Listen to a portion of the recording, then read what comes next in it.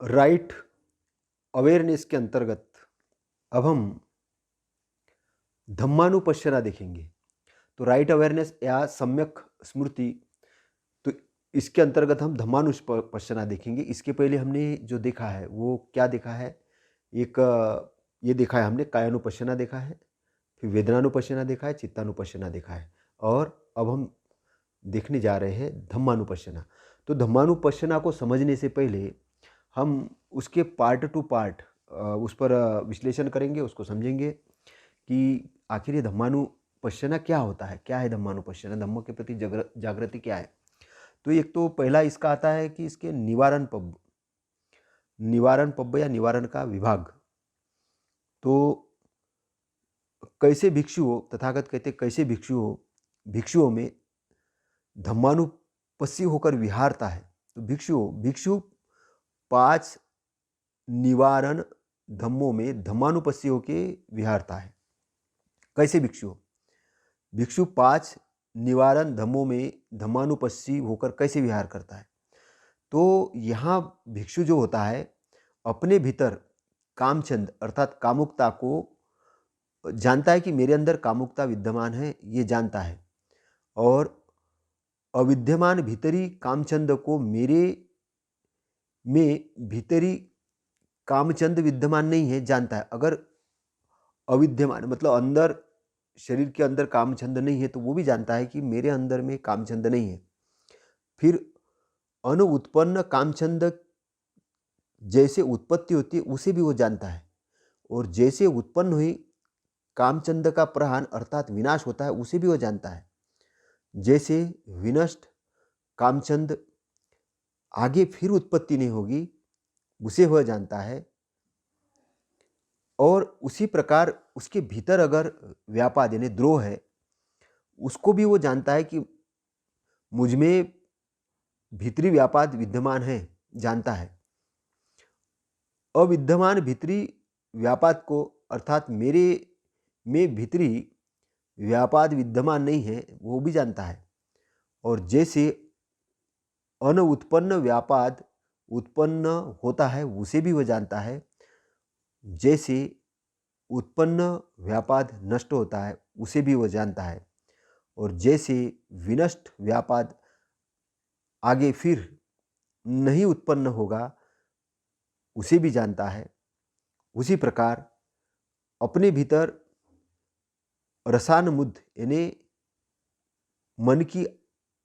शरीर मन की आलसता या थीन मिद्द भी कहेंगे उसे, तो वो जानता है कि मेरे मन में या शरीर में जो आलस्य है वो स्पष्ट रूप से जानता है कि मेरे भीतर थीन मिद्द है, और थीन मिद्द भीतर न होने पर यह भी स्पष्ट रूप से जानता है कि मेरे भीतर नहीं है, और अनुत्पन्न थीन मिद्द की उत्पत्ति कैसे होती है उसे भी जानता है, और उसका प्रहान कैसे होता है उसे भी वो जानता है, और विनष्ट हुए प्रहान थीन मिद्द की फिर उत्पत्ति नहीं होगी उसे भी वह स्पष्ट रूप से जानता है।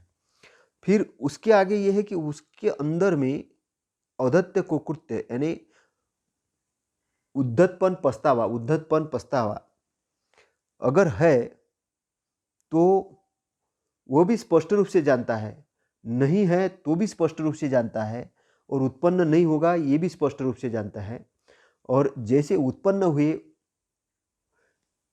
उद्धतपन को किस प्रकार से प्रहान किया जाता है उसे भी वो स्पष्ट रूप से जानता है। तो भीतर संदेह अर्थात विचिकित्सा, किसी भी प्रकार की विचिकित्सा या संदेह होने पर, संशय होने पर वो स्पष्ट रूप से जानता कि मेरे अंदर में संशय है, और संशय नहीं होने पर भी जानता कि मेरे अंदर संशय नहीं है। तो मेरे अंदर संशय यानी विचिकित्सा नहीं है ये जानता है। तो अनुत्पन्न विचिकित्सा की उत्पत्ति कैसे होती है वो भी वो जानता है, और स्पष्ट रूप से जानता है कि उत्पन्न हुए विचिकित्सा का प्रहान कैसे होता है ये भी वो जानता है, और विनष्ट हुए मतलब खत्म हुए विचिकित्सा यानी संदेह की फिर उत्पत्ति नहीं होगी उसे भी वो स्पष्ट रूप से जानता है। इस प्रकार भीतर में धम्मों में धम्मानुपस्सी होकर विहार करता है, बाहर में धम्मों में धम्मानुपस्सी होकर विहार करता है, यानी अनुभव करते हुए, अनुभव करने वाला होता, अनुभव करके विहार करता है। फिर व्यय धम्म में धम्मानुपस्सी होकर विहार करता है।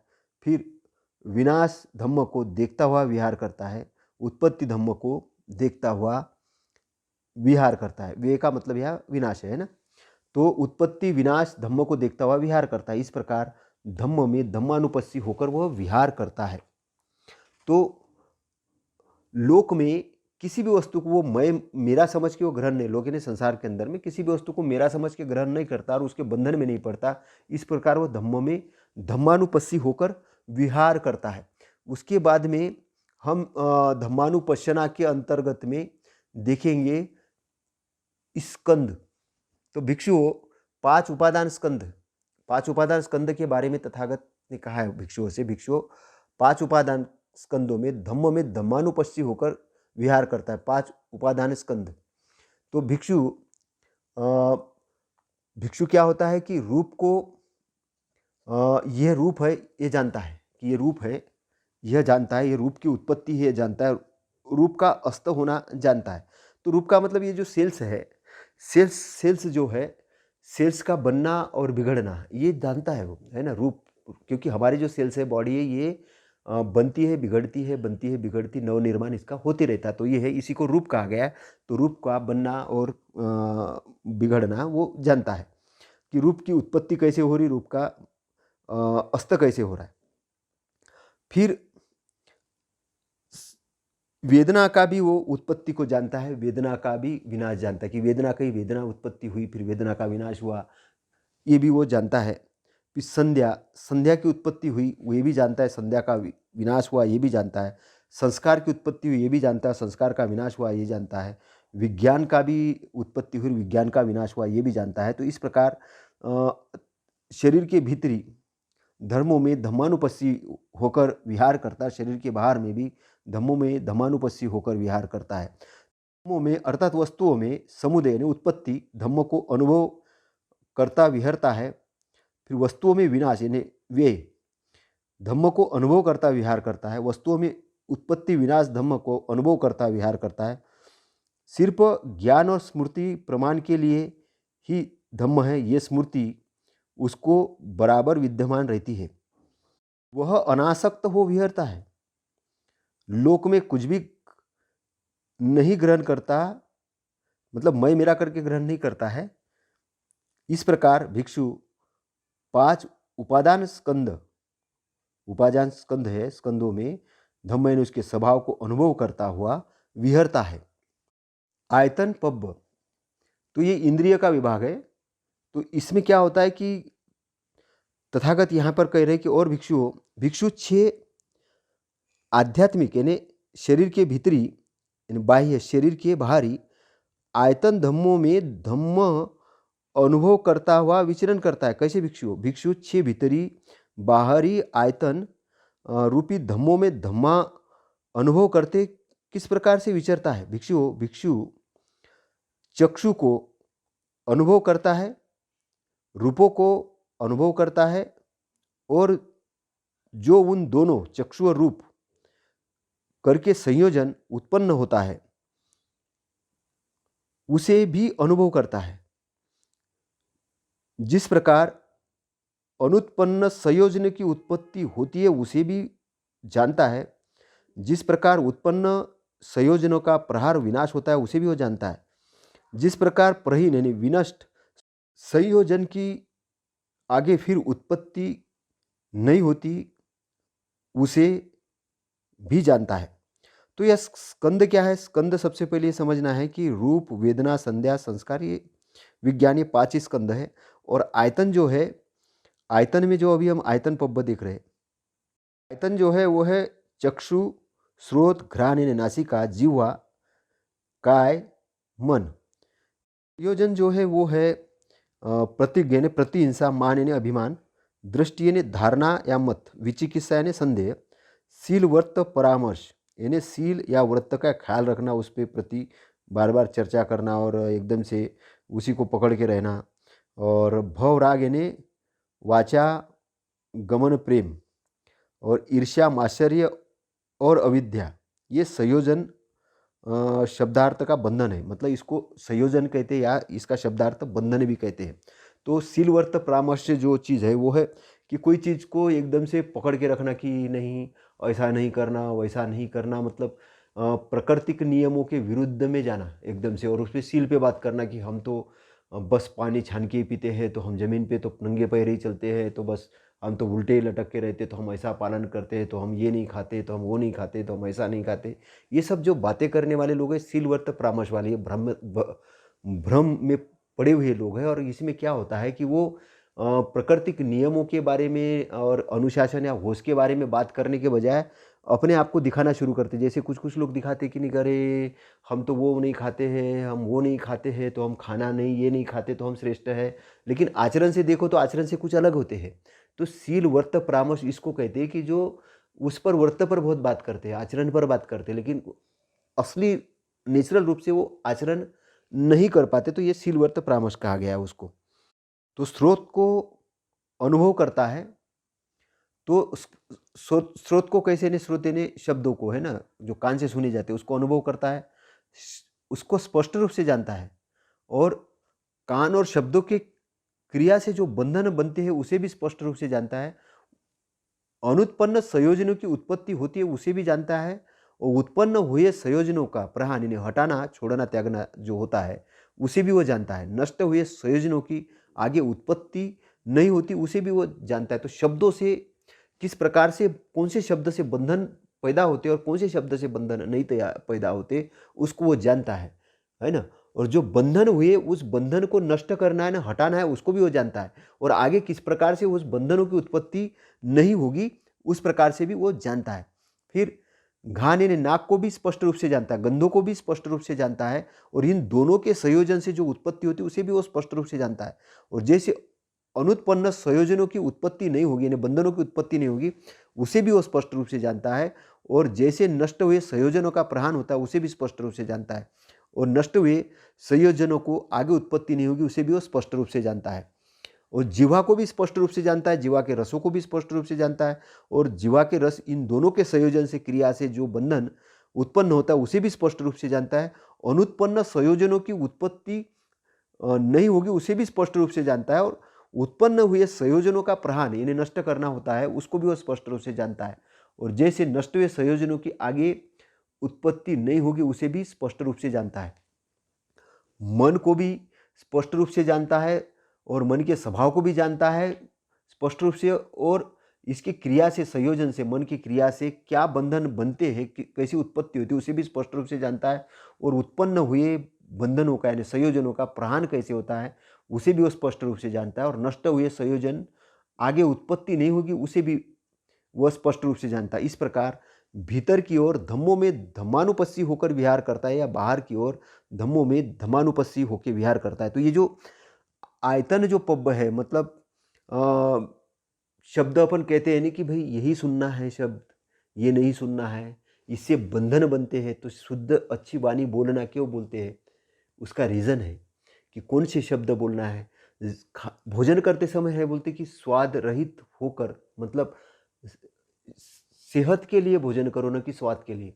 अगर स्वाद के लिए भोजन करा तो वो पता चला कि वो एक बंधन बन जाएगा, वही चाहिए वही चाहिए। जैसे कोई बच्चे देखते हैं ना कि चिप्स चाहिए, तो बंधन में बन गया चिप्स के, तो वो बार बार उसके ब्रेन में डाला जा रहा है चिप्स से ऐसी सेहत होती है वैसी होती है, तो उससे क्या होता है कि बंधन बनता है। लेकिन उसका प्रहान कैसे होगा, कि उसकी सेहत के बारे में उसको बता करके उसके स्वाद थोड़ा सा टेस्ट में थोड़ा ये करके, तो उस प्रकार उसका बंधन भी खत्म हो सकता है। तो वो जो इसी प्रकार सारे जो आयतन है शरीर के वो जो किस प्रकार से वर्क करते हैं इस पर है ये बात है जो आयतन पब्ब के अंदर में। अब उसके आगे हम देखेंगे बोधंग पब्ब, यानी बोधंग जो पब्ब है वो बोधंग वाला जो है ये श्रेष्ठतम ज्ञान के लिए आवश्यक गुण वाला विभाग है। तो तथागत कहते हैं कि और भिक्षु साध बोधि अंग धर्मों यानी पदार्थों में धर्म यानी उसके स्वभाव अनुभव करता विहरता है। तो जैसे भिक्षु विद्यमान भीतरी स्मृति संबोधि अंग को मेरे भीतर स्मृति संबोधि अंग है अनुभव करता है। अविद्यमान भीतरी स्मृति संबोधि अंग को मेरे भीतर स्मृति संबोधि अंग नहीं है, ये भी अनुभव करता है। जिस प्रकार अनुत्पन्न स्मृति संबोधंग की उत्पत्ति होती है उसे जानता है, जिस प्रकार उत्पन्न स्मृति संबोधि अंग की भावना परिपूर्ण होती है उसे भी जानता है। तो स्मृति संबोधंग, तो ये 7 प्रकार के संबोधंग है और उसमें स्मृति संबोधंग सबसे बड़ा महत्वपूर्ण है। तो तथागत ये कह रहे हैं कि भीतर स्मृति संबोधंग, यानी भीतर स्मृति संबोधंग है कि नहीं है। नहीं है तो वो भी जानता है मेरे भीतर नहीं है तो वो भी जानता है मेरे भीतर है। नहीं है तो उसकी उत्पत्ति कैसे होगी वो भी वो जानता है। और उत्पत्ति होने के बाद उसमें स्ट्रांगनेस, उसकी भावना कैसे परिपूर्ण होगी, मतलब उसमें परिपक्वता कैसे आएगी, उसका भाव कैसा होगा, वो भी वो जानता है प्रैक्टिस से, कि वो हर बार स्मृतिवान रह सके, होशपूर्वक रह सके। क्योंकि स्मृति संबोधंग जो बोधि अंग है ये बड़ा महत्वपूर्ण है। स्मृति संबोधि अंग जो है ये बड़ा महत्वपूर्ण है, क्योंकि स्मृति संबोधंग होने से ही क्या होता है कि जो अपने अंदर जितनी भी अच्छी चीज़ें हैं वो आना चालू हो जाती है स्मृति के कारण। स्मृति यानी होश एक बहुत बड़ा महत्वपूर्ण संबोधि अंग है। उसके बाद में जो संबोधि अंग है वो है विचय संबोधंग। तो उसी प्रकार जो है धम्म विचय संबोधंग है कि मेरे भीतर धम्म विचय संबोधंग है, वो अनुभव करता है। अविद्यमान भीतरी धम्म विचय संबोधंग मेरे भीतर धम्म विचय संबोधंग नहीं है, अनुभव करता है। जिस प्रकार अनुत्पन्न धम्म विचय संबोधंग की उत्पत्ति होती है उसे भी वह जानता है। जिस प्रकार उत्पन्न धम्म विचय संबोधंग की भावना परिपूर्ण होती है उसे भी वह जानता है।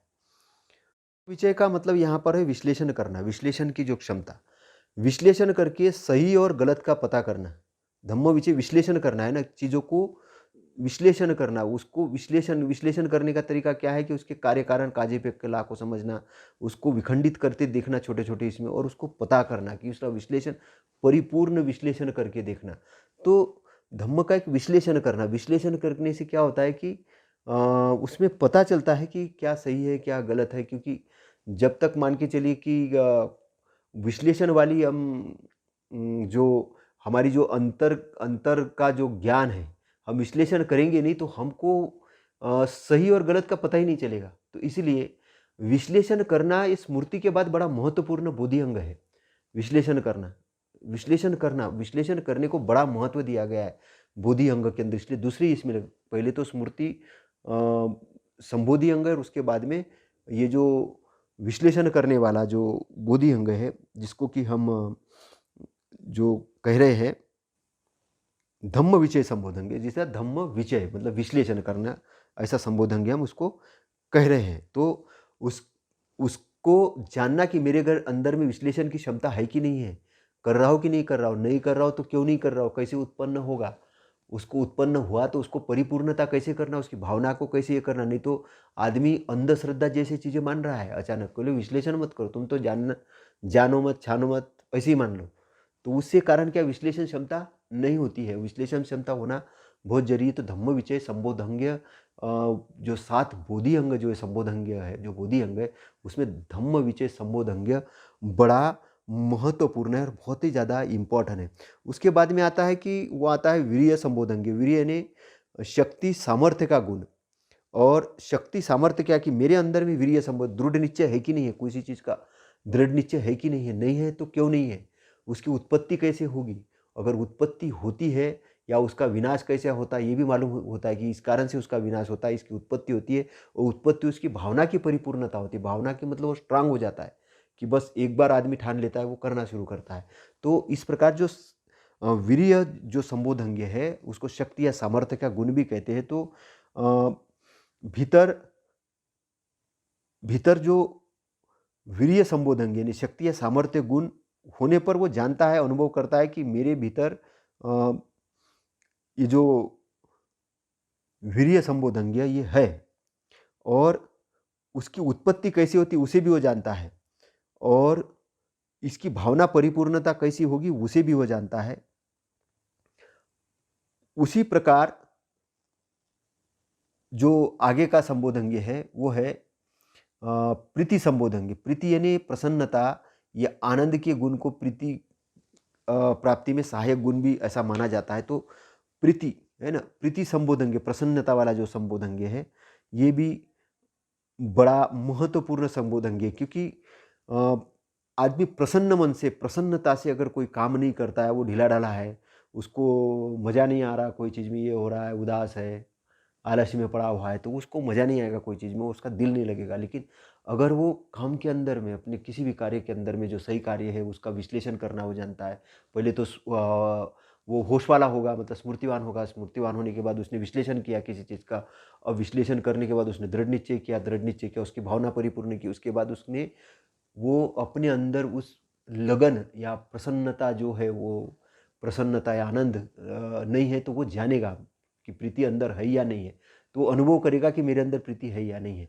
नहीं है तो उसकी उत्पत्ति करेगा, उसकी उत्पत्ति कैसी होती है वो जानता है, और उसकी भावना कैसी परिपूर्णता होती है ना, तो उसको भी वह जानता है कि भीतर उसकी नहीं है तो वो भी जानता है, अनुभव करता है। और उसकी अनुत्पन्न अगर है, मतलब है ही नहीं, तो उसकी उत्पत्ति को भी वो जानता है कि इसको उत्पत्ति कैसे करना है, और उसकी भावना परिपूर्णता कैसे करना, उसे परिपूर्णता के लेवल पे कैसे ले जाना है, वो भी वह जानता है। उसके बाद में आता है पसद्दी संबोधन, यानी शांति यानी गांभीर्यता का गुण। यानी जैसे आप एक समुंदर को देखते होंगे कि समुंदर बहुत गहरा है, और समुंदर शीतल भी है और शांत भी है, लेकिन पावरफुल है। दिखता नहीं है लेकिन है बहुत कुछ, गंभीर है, शांत है, लेकिन है पावरफुल, दिखता नहीं। तो ये गंभीरता भी आनी चाहिए आदमी। गंभीरता मतलब एक प्रसन्नता भी हो, शांति भी हो, ऐसा छिछोरापन नहीं, उछलेपन हो गए कि खुशी आ गई तो कूदने लग गए, दुख हो गया तो रोने लग गए, ऐसे नहीं। एक बैलेंस हो, मतलब बैलेंस की स्ट्रांग की, ये चीज़ से ऐसा हो रहा, वो चीज़ से ऐसा। तो अंदर, अपने अंदर में जो अनुत्पन्न अनुत्पन्न जो प्रसिद्धि संबोधन यानी शांति या गांभीर्यता जो है, ये अनुभव करता है कि मेरे भीतर है या नहीं है। अनुत्पन्न शांति गांभीर्यता को उत्पन्न करना भी वो जानता है, और भीतर में उत्पन्न होने के बाद उसकी भावना की परिपूर्णता कैसे हो, मतलब भावना यानी स्ट्रांगनेस, यानी एक तो फर्स्ट लेवल होता है, उसको उत्पन्न करना होता है, लेकिन जब स्ट्रांग हो जाता है तो ऑटोमेटिक के इसमें आ जाते थे। तथागत को तो कोई भावना उत्पन्न करना नहीं पड़ा, वो तो ऑटोमेटिकली चलता था उनका। उन्होंने उधर ध्यान दिया तो वो आ गया, मतलब उनको फटाफट। तो वो प्रैक्टिस से धीरे धीरे जैसे जैसे आप इन बोधि अंगों की प्रैक्टिस करोगे तो वैसी वैसी वो भावना परिपूर्णता होती जाएगी। उसके बाद में जो है वो है समाधि संबोधंग्य। तो जो समाधि संबोधंग्य जो है, ये इसका मतलब है चित्त की एकाग्रता, यानी पूर्ण ज्ञान की प्राप्ति के लिए चित्त का ये सहायक गुण है। क्योंकि चित्त जो है कॉन्सेंट्रेट होना बहुत जरूरी है। किसी चीज़ पे अगर चित्त अपना कॉन्सेंट्रेट हो गया तो पूरी की पूरी एनर्जी, पूरी की पूरी इंद्रिय उधर लग जाएगी, और आपके रिजल्ट बहुत डायनामिक हो जाएंगे। तो जो प्रीति है, जो मतलब जो समाधि है, तो इसके बाद में क्या, पसद्दी के बाद में जो आता है वो आता है समाधि संबोधन। ये बड़ा इम्पॉर्टेंट है कि मतलब किसी ने अगर कोई लक्ष्य तय कर लिया कि मुझे ये करना है, तो उसको वो लक्ष्य प्रेजेंट में दिखना शुरू होता है, और उसके लिए वो काम करना शुरू करता है। और वो उसको मतलब ये है समाधि अंग, कॉन्सेंट्रेट होने के कारण उसको समझ में आता है कि मुझे ये करना है, ये नहीं करना है। तो जो भीतर में समाधि संबोधंग्य होने पर वो जानता है कि मेरे भीतर समाधि संबोधंग्य है, और अनुभव करता है कि मेरे भीतर समाधि संबोधंग्य है। अगर नहीं है तो वो भी जानता है कि मेरे भीतर समाधि संबोधंग्य अभी नहीं है। तो इसकी उत्पत्ति कैसे होगी वो भी जानता है, और उत्पत्ति होने के बाद इसकी भावना कैसे परिपूर्णता होती है वो भी वो जानता है। फिर आता है उपेक्ष का संबोधंग। उपेक्ष का संबोधंग जो होता है वो होता है कि व्यक्ति का जो भाव है, ये एक सहायक अंग है, बहुत एक भाव है कि मध्यस्थ भाव, मतलब कि कभी दुख आ गया तो आदमी एकदम खुश दुखी होता है, और खुशी आ गई तो एकदम से वो उछलने लगता है। तो ऐसा अनबैलेंस नहीं, एक आदमी की स्थिरता आना चाहिए, तो उपेक्षा। दूसरी क्या है कि गलत की उपेक्षा करते हुए अभी चित्त के अंदर में कुछ भाव आ रहे हैं, मतलब कुछ अलग अलग मन के माध्यम से, इंद्रियों के माध्यम से अलग, तो गलत को हटाना है और सही पे फोकस करना है चित्त को। तो उसके लिए ये संबोधन जो है उपेक्षा वाला, कि गलत की उपेक्षा करते सही पर कॉन्सेंट्रेट करना, उसको एनर्जी लगाना। क्योंकि आप अच्छाई के तरफ एनर्जी लगाओगे तो अच्छाई बढ़ेगी, और गलत पे आपने ये दी तो आप डिस्टर्ब हो जाओगे। मतलब यह समझना है, बहुत बहुत ही मतलब गहराई के लेवल पे तथागत ने विश्लेषण करके बताया है चीज़ें। और इसको बहुत अगर समझेंगे आप तो आपका बहुत स्ट्रांगनेस इंटरनली बहुत बढ़ेगा, बहुत ज़बरदस्त बढ़ेगा। और इसमें जो कहा है कि जो उपेक्षा का भाव है ये बैलेंस के लिए है ना, ये इसको मध्यस्थ भाव भी बोलेंगे। तो वो अनुभव करता है, जानता है कि मेरे भीतर उपेक्षा का संबोधंग है, वो अनुभव करता है, जानता है। अविद्यमान भीतरी उपेक्षा संबोधंग नहीं है, ये भी जानता है, अनुभव करता है। और अनुत्पन्न उपेक्षा संबोधंग की उत्पत्ति कैसे होती है उसे भी वह जानता है, अनुभव करता है। तो इस प्रकार उपेक्षा संबोधंग की भावना परिपूर्णता कैसे होती है, मतलब स्ट्रांग कैसे होगा अंदर से, वो भी वो जानता है। तो ये 7 संबोधि के जो अंग है, इस अंग की परिपूर्णता करना ये बहुत महत्वपूर्ण है, क्योंकि ये गुण है, ये सद्गुण है। इन गुणों को बढ़ाना बहुत जरूरी है अपने अंदर। तो हमने क्या देखा है कि विद्यमान जो ये बोधि अंग है, कि अगर अंदर नहीं है तो वो जानता है कि मेरे अंदर अनुभव करता है, नहीं है। और अविद्यमान भीतरी इन बोधि अंगों को मेरे भीतर उत्पत्ति कैसे करना है उसको भी जानता है, और उत्पत्ति करके उसकी भावना की परिपूर्णता कैसे होगी वो भी वो जानता है। और इस प्रकार शरीर में धम्मों में धम्मानुपस्सी होकर विहार करता है, धम्मों में धर्म को अनुभव करते विहार करता है, शरीर के बाहर भी धम्मों में धम्मानुपस्सी विहार करता है। और इस प्रकार भिक्षु बाहर भीतर 7 संबोधि अंग को धम्मों में धम्मानुपस्सी होकर विहार करता है। तो ये जो 7 बोधि अंगों को धम्मों में धम्मानुपस्सी, मतलब धम्मों के इसके स्वभाव को समझते हुए विचरण करता है, ये भी एक ध्यान की एक अवस्था है। उसको भी परिपूर्ण करना है कि कौन सी चीज़ में बैठ के समझना है वो एक एक चीज़ को, क्योंकि वो पहले बैठ के समझोगे फिर आपकी लाइफ के अंदर वो चीज़ आएगी, है ना। आप बोलेंगे कि एकदम में करते हुए सब कुछ होश आएगा, तो पहले होश आपको आनापान सती से आप होश स्टार्ट करेंगे, फिर आपको चलते हुए भी होश आएगा। इसी प्रकार ये बोधि अंग भी ये भी समझने के लिए आपको बैठना पड़ेगा, समझना पड़ेगा, जानना पड़ेगा, और धीरे धीरे प्रैक्टिस में लाना पड़ेगा। तो पहले आंतरिक रूप से आपको स्ट्रांग हो जाना है, फिर बाहरी रूप से आप ऑटोमेटिकली स्ट्रांगनेस में आप आ जाओगे। तो पश्चना में सत्य पब्बया, सत्य का विभाग देखेंगे, यानी एक सत्य का विभाग जो है इसको 4 आर्य सत्य बोलते, 4 आर्य सत्य है ना। तो तथागत कहते हैं कि और फिर भिक्षु 4 आर्य सत्य धर्मों का अनुभव करते कैसे विहार करता है। तो 4 आर्य सत्य क्या है? दुख, दुख का समुदाय, दुख का निरोध और निरोध गामिनी प्रतिपद, ये 4 आर्य सत्य हैं। तो कोई भिक्षु 4 आर्य सत्य धम्मों में धम्मानुपस्सी होकर कैसे विहार करता है। यहां भिक्षु दुख को, यानी जो कष्ट है उसको यथार्थ रूप से, स्पष्ट रूप से जानता है। तो क्या जानता है कि यह दुख का समुदाय, इसे यथार्थ रूप से जानता है। पहले तो वो दुख को जानता है, फिर दुख के समुदाय को जानता है, फिर दुख के निरोध के रुक जाना है, रुकता है, उसे भी वो जानता है कि रुक गया है। और दुख निरोध किस प्रकार से होगा, रुक जाने की जो प्रोसेस है, इसका मार्ग क्या है, इसका रास्ता क्या है, उसका वे क्या है, उसको भी वह स्पष्ट रूप से जानता है। तो दुख सच्चे निदेशो, सच्चे निदेशो यानी दुख की जो विश्लेषणात्मक व्याख्या क्या है, तो यहां हम दुख आर्य सत्य तो ये यहाँ पर जो आता है पहला शब्द ये आता है कि जातिपि दुःख। तो जातिपि दुःख मतलब जाति क्या होता है कि भौतिक अभौतिक स्कंदों का प्रादुर्भाव और आयतनों का लाभ ये जन्म है। भौतिक अभौतिक जो धातु है उसका प्रादुर्भाव होना और आयतन अर्थात इंद्रियों का लाभ होना यह जन्म है। तो जब जाति है तब जरा पी दुखा, जाति है तभी बुढ़ापा भी है, तो जरापा भी दुखा है। तो जरापा में क्या होता है कि बाल पकना है, दांतों का टूटना है, चमड़ा सिकुड़ना है, हड्डियों का दुर्बल होना है और आयु की हानि इस प्रकार, या मरणानंदी भी दुख है कि चारों जो स्कंद है पृथ्वी जल अग्नि वायु इसका बिछड़ जाना है, इन्हें मरण है। फिर शोक रोना, पीड़ित होना, चिंतित होना, परेशान होना, ये सब दुख है। फिर अप्रियों का संयोग और प्रियों का वियोग, इच्छित वस्तु का न मिलना। तो संक्षेप में कहा जाए कि ये जो पांचों उपादान स्कंद है यही दुख है। ये दुख आर्य सत्य है।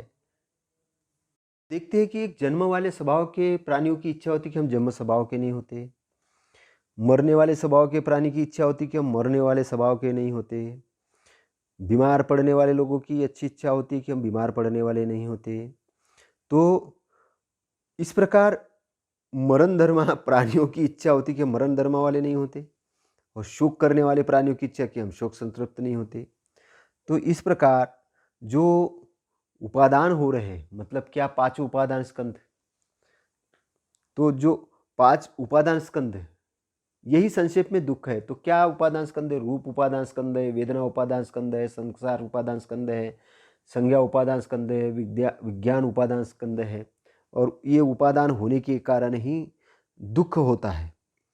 आगे हम देखेंगे दुख समुदाय आर्य सत्य। तो दुख उत्पत्ति संबंधी जो आर्य सत्य है वो क्या है? ये जो तृष्णा का अनुराग है, नंदी राग है, रागयुक्त तृष्णा है। तो रागयुक्त जो तृष्णा क्या है? तो ये नंदी यानी उन वस्तुओं में अभिनंदन करने वाली अवागमन की तृष्णा है। जैसे कि भोग तृष्णा, इसको या काम तृष्णा बोलते हैं ना, भोग तृष्णा है। फिर भव तृष्णा यानी जन्म लेने की तृष्णा है और विभव तृष्णा है। तो भिक्षुओं, ये तृष्णा जो उत्पन्न होने वाली है कहाँ पर उत्पन्न होती है, कहाँ पर स्थित होती है? तो लोक में यानी मनुष्य को जो प्रिय सात यानी अनुकूल है वहीं पर तृष्णा उत्पन्न होती है। तो लोक में सात प्रिय क्या है?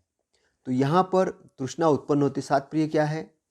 लोक में जैसे कान, नाक, जीभ, शरीर, मन,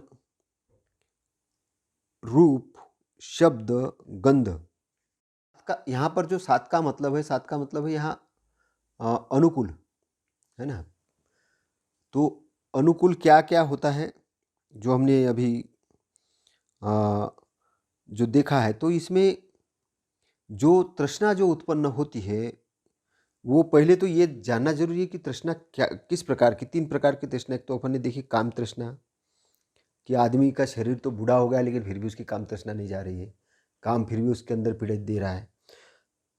भव तृष्णा की प्रिय वस्तु को भोगने की इच्छा से बार बार जन्म लेने की जो तृष्णा है, भोगने की जो इच्छा है कि अगली बार और जन्म लूँगा तो अगली बार ये होगा तो वैसा होगा, तो एक जो जन्म लेने की, बार बार जन्म लेने की जो एक तृष्णा है, और एक विभव तृष्णा है। तो विभव तृष्णा जो है वैर और दुश्मनी के मूल में ये तृष्णा है कि दूसरे का अहित करना है, दूसरा का विनाश करना, ऐसी जो भावना है कि दूसरे के बारे में गलत सोचने वाली जो भावना है, ये जहाँ जहाँ उत्पन्न होती है वहाँ वहाँ वो निवास करते हैं। मतलब जहाँ गलत चीज़ निर्माण हो गई, किसी के बारे में द्वेष निर्माण हो गया, किसी के बारे में विकृति निर्माण हो गई जानबूझकर, किसी के अच्छाई देख के संताप निर्माण हुआ, तो ये जो विभव तृष्णा है।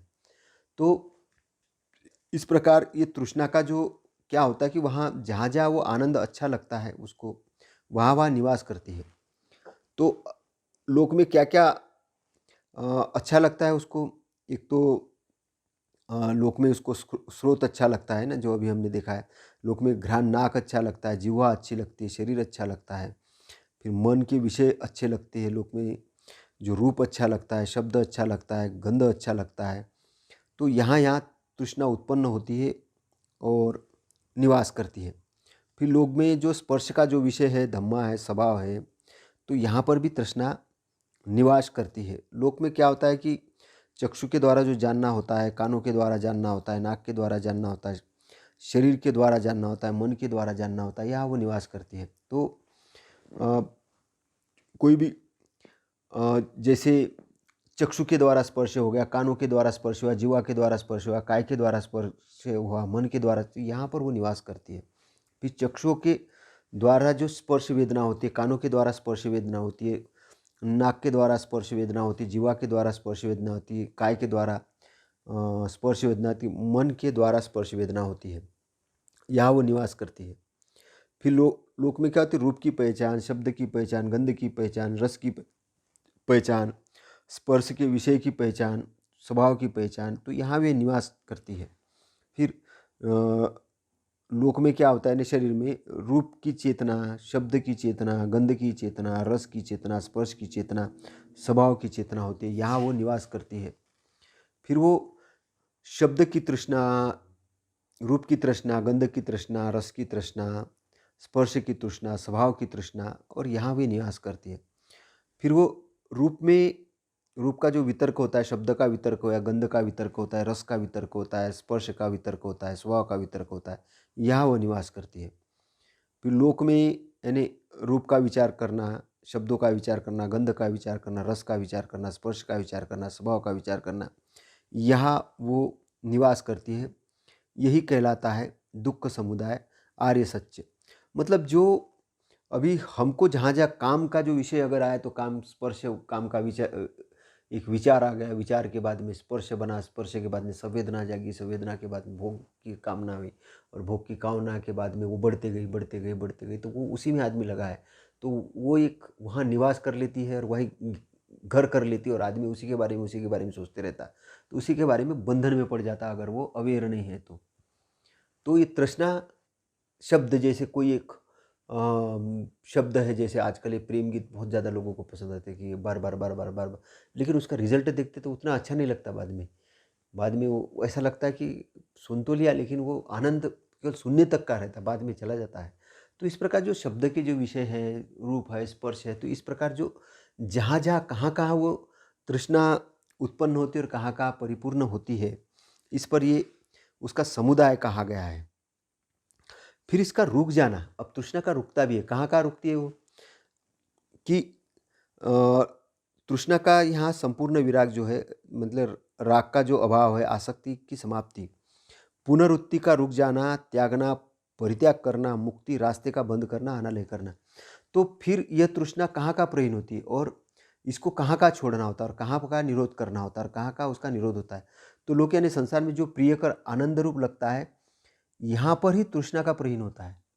जहाँ आनंद लग रहा है वहीं पर उसका तृष्णा का प्रहीन भी होता है। जैसे शरीर में मान के चलो कि किसी को कामवासना ने बहुत ज़ोर से पकड़ लिया है, उसको ये करना है, तो उसका विपरीत वाला भाग देखो। विपरीत वाला मतलब कि शरीर नश्वर है, नष्ट होने वाला, इसकी ये गति होने वाली, तो धीरे धीरे उसके प्रति आसक्ति कम हो जाएगी। तो वहीं पर जहाँ जिस शरीर में वो निर्माण हो रही थी, वहीं पर वो नष्ट भी हो रही है, तो वहीं पर उसका प्रहार करना भी होता है, निरोध। तो शरीर में जहाँ जहाँ जो चीज़ आनंद लग रही थी, स्रोत में, कान में जो चीज़ ये लग रही थी सुनने, तो उसके विपरीत वाला शब्द सुनना शुरू करो। नाक में जो घान में कि ऐसा लग रहा था कि ये स्वादिष्ट अच्छा है, तो उधर ध्यान न दे के होश में आ जाओ और उसके स्वाद के बजाय स्वास्थ्य की तरफ ध्यान देना चालू करो। जीव है ना, शरीर है। तो इस प्रकार से मतलब जहाँ आलस में बैठने में अच्छा लग रहा था, वही आलस के बजाय एक होश में आ जाओ, तेज तर्रार हो जाओ, ये करो, तो उसमें आनंद बनने लग जाएगा। तो जहाँ आलस को छोड़ोगे तो दूसरी चीज़ में अपोजिट में जाओगे, तो वहाँ भी उसका आनंद आना चालू हो जाता। जो आलस तृष्णा था, वही जागृत होना तृष्णा के विपरीत हो गया। तो आनंद वहाँ पे लेकिन परमानंद है, यहाँ टेम्परेरी आनंद है। यहाँ टेम्परेरी आनंद, इसकी जो गति है वो दुर्गति है, लेकिन वहाँ सदगति है। तो डिफरेंस बस इतना ही है कि प्रिय रूप, आनंद रूप जहाँ लगता है, वहाँ तृष्णा का प्रहीन होना होता है, और यहीं पर निरोध होना भी होता है, जैसे है ना। तो ये सारी चीज़ें जो है ना, कि कहाँ निरोध होती है तृष्णा, तो जो निरोध वाली जो बात है, तो लोग के अंदर, शरीर के अंदर में क्या क्या होता है कि चक्षु के द्वारा तो अपना जानना होता है ना, और चक्षु के द्वारा स्पर्श होता है, और चक्षु के द्वारा स्पर्श होने से स्पर्श वेदना होती है, और उसी में क्या होता है कि हमको रूप की पहचान होती है, फिर रूप की चेतना आती है, फिर रूप की तृष्णा आती है, फिर रूप का वितर्क आता है, फिर वितर्क आने के बाद में क्या होता है कि अ, उसका निरोध करना होता है ना। तो रूप का विचार करना होता है, और यहीं पर उसका निरोध करना होता है, और निरोध होना होता है, मतलब यहीं पर उसका निरोध भी होता है। तो अपोजिट भावना कि जैसे एक गलत चीज़ को रिप्लेस करने का तरीका क्या, अच्छी चीज़ डालना। गलत शब्दों को रिप्लेस करने का तरीका क्या, तो अच्छे शब्द डालना। किसी को गुस्से वाले शब्द के बजाय मीठे वाली बोलना। तो विपरीत मतलब कि आप जो बुरा कर रहे थे उसकी जगह अच्छाई की प्रतिस्थापना करना। तो जहाँ आपने अच्छाई करना शुरू कर दिया तो वहाँ उसका निरोध होना शुरू हो जाएगा। मतलब देखिए कि उसका एक ऐसा फार्मूला है, मान के चलिए कि एक ड्रम के अंदर गंदा पानी है और उसमें गंदे पानी को साफ करना है। तो अभी ये चित्त तो ड्रम नहीं है ना कि उसको उघाड़ के एकदम से बस पूरा पानी फेंक दो बाहर, ऐसा ड्रम तो नहीं है। तो उसमें कुछ अच्छी चीज़ डालना पड़ेगा। तो जो अच्छी चीज़ डालेंगे, जैसे बेसावध हो रही तो सावधानी वाला होना पड़ेगा। तो मतलब उसके विपरीत ये करना, तो वहाँ उसका निरोध होना चालू हो जाएगा। जो तृष्णा जो पड़ी थी, जो ये थी, तो वो उसकी जगह अच्छा ही नहीं लेना शुरू कर देगी। यहाँ मतलब कुल मिला के ये बात है कि गलत की जो जगह अच्छा ही नहीं लेना शुरू कर दी, तो ये दुख निरोधगामी प्रतिपदा है ना। ये दुख निरोध का एक आर्य सत्य है और ये प्रतिपदा है। इसको बड़े गहराई से समझने की जरूरत है। तो जहाँ जहाँ तृष्णा उत्पन्न हो रही थी वही वही उसका विनाश भी होना शुरू होगा। तो मतलब तृष्णा, गलत से तृष्णा उत्पन्न होती और सही से क्या होता है, तृष्णा का नाश होता है। तो इसलिए इसको सच्चाई का मार्ग कहा है, आर्य सच्चाई मार्ग। मतलब इसमें ये नहीं जाना है कि भाई हम तो आनंद ही नहीं मनाएंगे, हम तो बस दुखी रहेंगे, ऐसा नहीं है ना। इसका मतलब है कि आपको परमानेंट आनंद की तरफ ले जाना है, टेम्पररी नहीं। टेम्पररी नहीं, उसका रिजल्ट ओरिएंटेड वर्क है। मतलब तथागत जो काम करते बताते, जो बातें बताते, वो रिजल्ट ओरिएंटेड है। हो सकता है कि प्रेजेंट में आपको वो चीज़ सही नहीं लगी, प्रेजेंट में तुरंत में सही नहीं लगी, लेकिन उसके रिजल्ट है एकदम से बाद में सही होना शुरू हो जाते, क्योंकि तुरंत वहाँ गलत डायरेक्शन से सही डायरेक्शन में आने के लिए, क्योंकि वो गलत वाला जो एरिया है, मार का एरिया, वहाँ से निकलना और अच्छाई के रास्ते पे आना, दोनों में बहुत अंतर है। वहाँ थोड़ी मेहनत करनी है, क्योंकि आदमी को लगता है कि रोज़ रोज़ शराब पी रहा है तो उसको आनंद आ रहा होता है, लेकिन शरीर तो खराब हो रहा होता है। अब जब शराब से छूटना है तो उसको दर्द तो होगा, दुख तो होगा, तो वहाँ से जागृत निर्माण करनी पड़ेगी। मतलब उसको उस स्थान से इस स्थान पे डाइवर्ट होना पड़ेगा, उसके लिए उसको मेहनत करनी है, उसको जागृत अवस्था में आना होगा। जब होश की अवस्था में आएगा तो वो देखेगा कि इसका दुष्परिणाम क्या हो रहा है बॉडी में। पीते समय तो अच्छा लग रहा है, लेकिन सुबह उठते बराबर बराबर नहीं आ रहा था, चक्कर आ रहा था, बॉडी ढीली लग रही है, तो कुछ शरीर के अंगों में क्षति होना चालू हो रही, तो वो उसके रिजल्ट दिखेगा। तो उसके रिजल्ट देखना शुरू करेगा तो उसकी गलत चीज़ें देखना चालू। अब तो प्रशंसा दिख रहा था पहले, अरे कितना अच्छा आनंद आ रहा, लोग जैसे सिखा रहे थे, लेकिन बाद में उसी स्थान पे उसने गलत देखना शुरू किया, तो वो जो मन मस्तिष्क वहाँ से हटना शुरू हो गया, तो अच्छाई की तरफ प्रतिस्थापना होना शुरू हो गया। तो ये एक साइकोलॉजिकल बहुत बड़ा मतलब एक मार्ग जो है, ये जो तथागत का जो आ, आर्य सत्य, चार आर्य सत्य, तो दुख है तो दुख का समुदाय है, दुख का निरोध है, निरोध का मार्ग है। अभी ये दुख का निरोध कहाँ होगा, वहीं पर होगा। अब इसका मार्ग क्या है, पहली चीज़ कि भाई ये तो हमने शब्दों में समझ लिया, शब्दों में समझ लिया कि यहाँ पे इसका प्रहीन होता है, ऐसा प्रहीन होता है, लेकिन इसका दुख निरोधगामी प्रतिपदा के बारे में जो महत्वपूर्ण जो बात तथागत ने कही है, इसको समझना है। क्योंकि निरोध कैसे होगा, अब आना है प्रैक्टिकल में, अब आना है प्रैक्टिकल में। अब होता है हमारा काम ऐसे शुरू कि हमने ये समझ लिया यहाँ निरोध होगा, यहाँ तृष्णा उत्पन्न हो रही है, लेकिन अब इस मार्ग पे जाना कैसे है।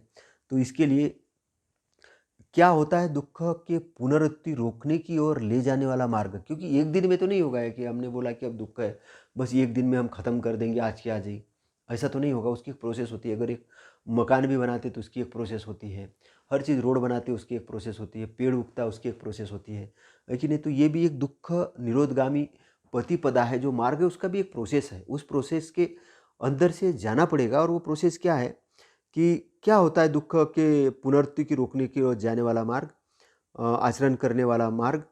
तो ये जो श्रेष्ठ अष्टांगिक मार्ग, जो 8 अंगों वाला मार्ग है, वो है सम्मा दृष्टि यानी सम्यक दृष्टि, सम्मा संकल्पो सम्यक संकल्प, सम्मा वाचा यानी सम्यक वचन, सम्मा कमंतो यानी सम्यक कर्मांत, सम्यक आजीविका यानी सम्यक आजीविका, सम्मा व्यायाम यानी सम्यक प्रयत्न और सम्मा सती यानी सम्यक स्मृति यानी सम्यक जागृति, जिसके ऊपर हम अभी व्याख्यान कर रहे हैं। तो इसके पहले हमने जो इसके जो 7 अंग, इसके ऊपर अभी 6 अंग कंप्लीट कर लिया, 7वें अंग पे हम लोग बातें ही कर रहे हैं ना।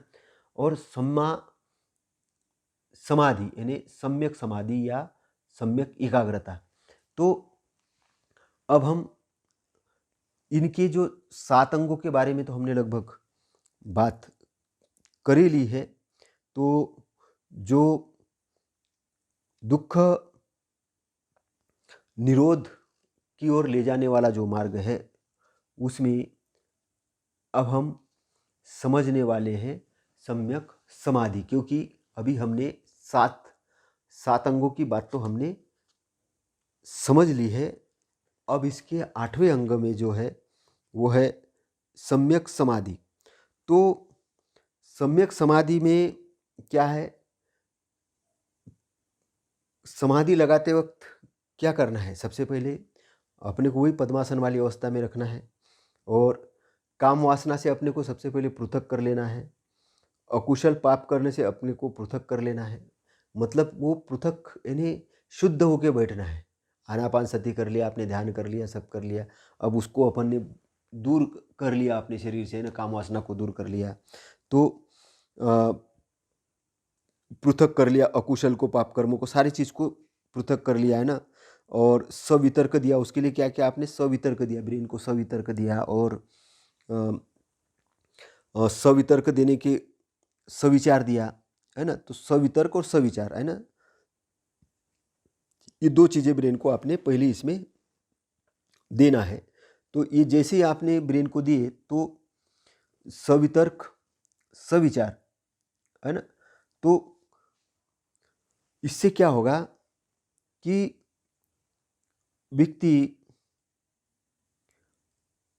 अपने अकुशल को दूर करते हुए सकारात्मक विचार और सकारात्मक वितर्क करते हुए प्रथम ध्यान वाले स्टेज के अंदर प्रवेश करेगा। प्रथम ध्यान के स्टेज में पहले कब जाएगा? पहले शुद्ध करना है काम वासना से, काम वासना से अपने को शुद्ध करना है। और कुशल पाप कर्म जो मतलब दिमाग में कुछ चीज़ें आ रही थी उसको भी अपने आप को शुद्ध करना है। शुद्ध करने के बाद सकारात्मक वितर्क करना है ना, सवितर्क करना है और सविचार करना है ना। सवितर्क और सविचार करना है, पॉजिटिव थॉट और पॉजिटिव लॉजिक ब्रेन को देना है। तो ब्रेन को देने से क्या होगा कि इंटरनली प्रसन्नता निर्माण होगी, प्रसन्न हो जाएगा आदमी है ना, प्रसन्न हो जाएगा। प्रसन्न होना मतलब प्रसन्न होना है ना, अपने अपने आप में ही अनुभव आप करेंगे। तो ये आपकी ध्यान की फर्स्ट स्टेज होगी है ना। ध्यान के फर्स्ट स्टेज में आप आके विचरण करोगे, मतलब उसमें रमन करोगे। अब इस स्टेज में आने के बाद क्या होगा कि वितर्क और विचारों से शांति प्राप्त करते हो, अभी शांति है ना, शांति वाली स्थिति में आप आना चालू हो जाओगे। तो सोई के द्वारा आप शांति, भीतर शांति और आनंद का सुख प्राप्त कर चित्त की एकाग्रता, अवितर्क और अविचार चित्त की एकाग्रता से उत्पन्न प्रसन्नता सुख वाले दूसरी बार ध्यान में प्रतिष्ठित होकर विचरण करोगे। अब ध्यान के एक स्टेज से आप अभी सेकंड स्टेप में जाओगे ना, एक स्टेज से सेकंड स्टेप में, मतलब और अब गहराई में गए थोड़े से। तो इसमें क्या होगा कि वितर्क और विचारों से शांति प्राप्त करते, वितर्क और विचारों से है ना क्या होगा, शांति प्राप्त हो जाएगी। उथल पुथल जो वितर्क और विचारों की थी वो खत्म हो जाएगी। क्यों खत्म हो जाएगी? क्योंकि आपने सवितर्क और सविचार दिए। तो सविचार और सवितर्क से क्या होगा कि जो इंटरनली जो आपका जो उथल पुथल थी वो खत्म होना शुरू हो जाएगी और अंदर आपकी शांति आना चालू हो जाएगी, भीतर आनंद प्राप्त होगा, आपको सुख प्राप्त होगा और चित्त आपका जो है वो ये एकाग्र होना शुरू हो जाएगा। अब एकाग्र हो जाएगा तो यहाँ पे अवितर्क और अविचार, अवितर्क वितर्क भी नहीं रहेंगे और विचार भी नहीं रहेंगे, और विचार भी चले जाएंगे, अवितर्क भी चला जाएगा, वितर्क कुछ नहीं रहेगा है ना। तो अवितर्क मतलब वितर्क है नहीं, विचार है नहीं। अब लेकिन चित्त क्या है, एकाग्रता है, चित्त प्रसन्न से युक्त है। और इस स्थिति में जब आओगे तो आप ध्यान के दूसरे स्टेज में आपने प्रवेश पा लिया होगा, तो उसमें प्रवेश पाकर आपको उसमें विचरण करना है, उसमें आपको रहना है, रमन करना है। ये आपकी सेकंड स्टेज हो गई। फिर प्रीति से, प्रसन्नता से, विराग, विरागा से मैंने आसक्ति से रहित होकर, है ना। तो प्रसन्नता से युक्त हो जाएंगे तो क्या होगे, आसक्ति से रहित हो जाओगे और उपेक्षावान होकर, है ना, उपेक्षावान होकर विहार, है ना, जानबूझकर जागृत युक्त होकर, है ना, जानबूझकर जागरूकता से युक्त होकर काया से सुख का अनुभव करते हुए वह श्रेष्ठ व्यक्ति या विद्वानों के कहे हुए सुख विहारी या सुखपूर्वक विचरण करते हुए उपेक्षा और स्मृतिवान होकर सुखपूर्वक विचरण करते हुए तीसरी बार ध्यान के जो तीसरा स्टेज है, उस तीसरे स्टेज में जाकर विहार करना शुरू करोगे। तो ये क्यों होगा, ये इसलिए होगा कि आप तो एक तो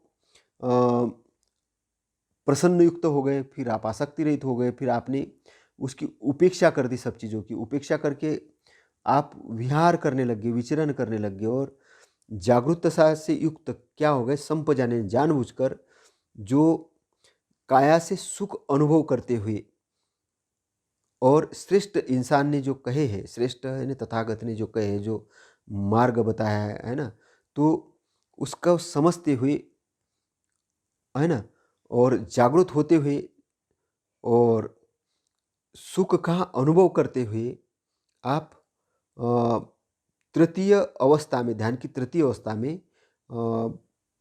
विचरण करोगे। तो इसमें तृतीय ध्यान में जब आप विचरण करोगे तो यहाँ कैसा विचरण करोगे, सुखपूर्वक विचरण करोगे। तो आप एक तो प्रसन्न हो गए, आसक्ति रहित हो गए, उपेक्षावान हो गए, आपने उपेक्षा कर दी है ना, सबकी उपेक्षा करते आप प्रसन्न सहित हो, आप बिल्कुल आनंद मना रहे और जानबूझकर जागृता से युक्त हो। अब जानबूझकर जागृता से युक्त हो गए, नहीं तो यहाँ आपको ऐसा लगेगा कि अब तो छोड़ दो अपने नींद को, नहीं, यहाँ नींद नहीं लेना है, यहाँ जानबूझकर जागृत होना है, जागृत रहना, होश में रहना, क्योंकि आपका मेन जो पॉइंट है, होश नहीं गंवाना है कभी। ध्यान में ये बहुत इंपॉर्टेंट चीज़ है, होश गंवाए तो आप बेहोशी में चले जाओगे। तो बेहोशी में जाने का मतलब है आपको पता ही नहीं चलेगा कि आप तो, वो तो निद्रा वाली जैसी बात हुई।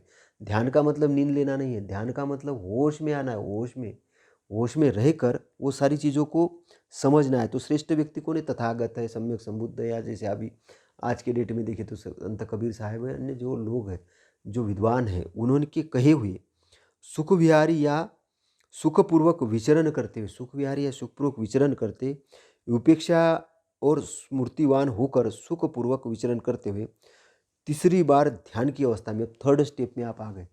आपने पहले वो सबकी उपेक्षा कर दी, अविचार, इसकी उसकी, जो सुख लग रहा था, प्रसन्नता, उसकी उपेक्षा करते हुए, लेकिन इसमें थर्ड स्टेप में आ गए, है ना। जो श्रेष्ठ व्यक्तियों ने जो बातें कही थी उससे, उसको ध्यान में रखते हुए, है ना, उन सुख वाले एरिया के अंदर में आप आ गए और सुख वाले एरिया के अंदर में आके आप रमन करने लग गए, है ना। तो ये तीसरी स्टेज है, ये और डीपली स्टेज है, ये डीपली स्टेज है। तो अब इसके बाद में सुख को भी छोड़ना है, अब सुख को भी छोड़ना है, आराम को भी छोड़ना है, दुख और कष्ट था उसको भी छोड़ देना है, और प्रसन्नता तथा असंतोष जो था वो, उसका वो भी अस्त हो जाएगा। अस्त हो जाने के बाद में ना दुख ना सुख, और यहाँ पर केवल स्मृति, स्मृति और उपेक्षा से शुद्ध हुए, शुद्ध से, उपेक्षा से शुद्ध होके चौथी अवस्था में, ध्यान की चौथी अवस्था में विचरण करता है, ये कहलाती है सम्यक समाधि। तो ये क्या होती है कि आपने आराम को छोड़ दिया है और दुख कष्ट था उसको भी छोड़ दिया, सारी चीज़ों को आपने, पहली जो प्रसन्नता थी उसको भी छोड़ दिया, दो मनुष्य उसको भी, है ना, चैतसिक दुख, जो अस्त होना वाले जो चैतसिक दुख थे उसको भी छोड़ दिया, ना सुख को आपने पकड़ा ना दुख को पकड़ा, और केवल आपने स्मृति रखी, स्मृति, और एकदम कैसी उपेक्षा, है ना, उपेक्षा होके एक स्मृतिवान हो गए, आपने पूर्णतः अपनी अंदर से सफाई कर ली। और ये चौथी अवस्था है ना? ये चौथी अवस्था है। तो इस अवस्था में आप स्मृतिवान हो जाएँगे। इस अवस्था में आप स्मृतिवान हो जाएँगे। अब आप डीपली लेवल पर हो ध्यान की एकदम से। सारी चीज़ों को छोड़ के आप एकदम स्वतंत्र हो और स्वतंत्र होके आप होश में रह के सारी चीज़ों को देखोगे, विटनेस बन के। अब यहाँ पर आप विटनेस हो जाओगे पूरी तरीके से। तो तब इसे ही सम्यक समाधि कहते हैं। यहाँ ये है सम्यक समाधि। ये सम्यक समाधि की अवस्था है और वो अवस्था एक बहुत अच्छी अवस्था है। तो ये 4 स्टेज वाली अवस्था है ना, तो चारों ध्यानों को लगाना एक बड़ा इम्पोर्टेंट काम है। एक इम्पोर्टेंट काम है, ये प्रैक्टिस से हो जाएगा। ये आप प्रैक्टिस करते रहेंगे तो हो जाएगा। हो सकता है कि आने वाले दिनों में हम इसकी क्लासेस भी लें और वो क्लासेस के अंदर में विद्वान भिक्षुगण भी ऐसी सिखा सकते हैं, विद्वान जो उपासक गण है वो भी सिखा सकते हैं। आप किताब पढ़ के खुद के विश्लेषण से भी आप सीख सकते हो, या कभी हम इसके प्रशिक्षण वाले क्लासेस भी लगा सकते हैं, तो उससे भी आपको बहुत कुछ लाभ इसमें हो सकता है। तो इस प्रकार क्या है, दुःख पुनरावृत्ति रोकने की ओर ले जाने वाला ये मार्ग है। ये जो मार्ग है, तो इस प्रकार भीतर की ओर धम्मानुपस्सी होकर विचरण करता है, बाहर की ओर धम्म में धम्मानुपस्सी होकर विचरण करता है, भीतर बाहर धम्मानुपस्सी होकर विहार करता है।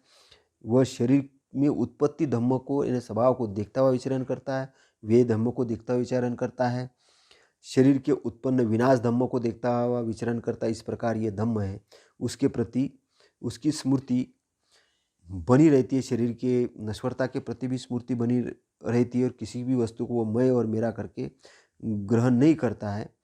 तो ऐसा जो भिक्षु होता है, ऐसा जो भी व्यक्ति होता है, वो धम्मानुपस्सी होकर विहार करता है। तो ये जो धम्मानुपश्यना जो हमने देखा है, तो ये बड़ा विस्तृत रूप से विश्लेषणात्मक रूप से है।